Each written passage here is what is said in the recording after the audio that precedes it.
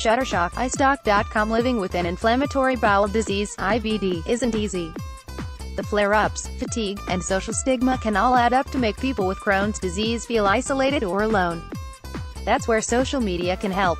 Both IBD-focused organizations and a community of people living with Crohn's are active on Twitter, and they tweet about everything from their personal experiences in managing the disease, to resources that can help you cope with the condition, to new research about treatments and therapy choices. If you have Crohn's disease and want to connect with people who can empathize, here are some Twitter accounts you may want to follow. At Crohn's Colitis and the Crohn's and Colitis Foundation is often the first organization that newly diagnosed people encounter. And for the most part, it will remain an important resource throughout their lives. The foundation connects you with a network of doctors, advocates, and people living with IBD and offers a sense of community that extends to its many social media platforms.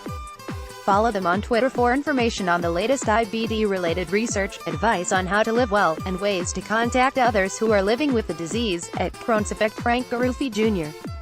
created the Crohn's Colitis Effect for his son, Dominic, 9, who has been living with Crohn's disease since he was born. The project, which includes a blog and a YouTube channel, is dedicated to spreading awareness, supporting people with IBD, and providing a real-life perspective on Dominic and how he manages his condition.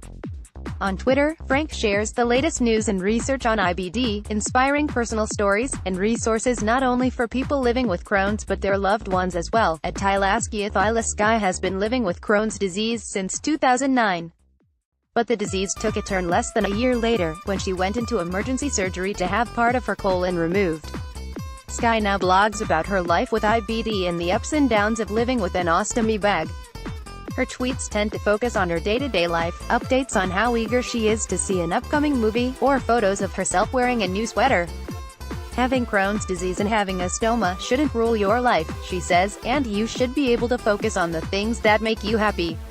Sky also hopes to inspire people who have been newly diagnosed or told that they need to have a stoma.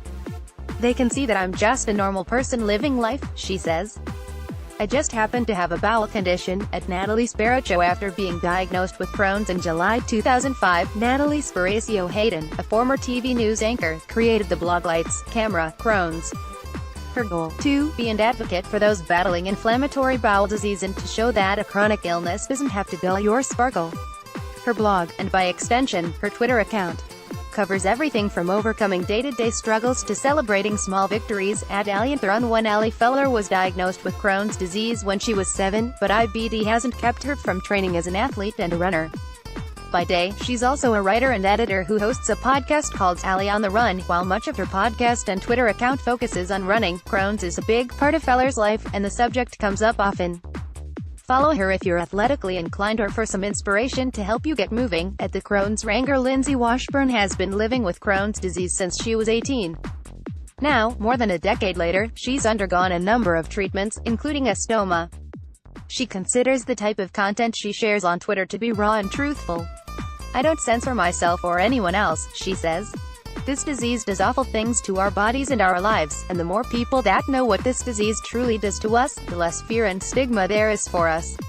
As she frames it, I give you life with Crohn's disease, warts and all. At Crohn's Zone blog, a financial planner from Texas, Jeff Yeager was diagnosed with Crohn's after being hospitalized and losing 30 pounds. He then spent a year cycling on and off various treatments before finding the therapy that worked for him. His blog, Crohn's Zone, began as a way for him to keep track of his own health, but now he uses both it and his Twitter account to share information with other people living with Crohn's. What is interesting, he says, is how large of a community there is of Crohn's patients, doctors, and surgeons on Twitter who just focus on Crohn's or inflammatory bowel disease. At Small Hughes, Stephanie Hughes was diagnosed with Crohn's disease in 1999 at the age of 13. After several years of painful and sometimes embarrassing symptoms, she underwent surgery in 2012 to have her colon removed and was given a permanent ostomy.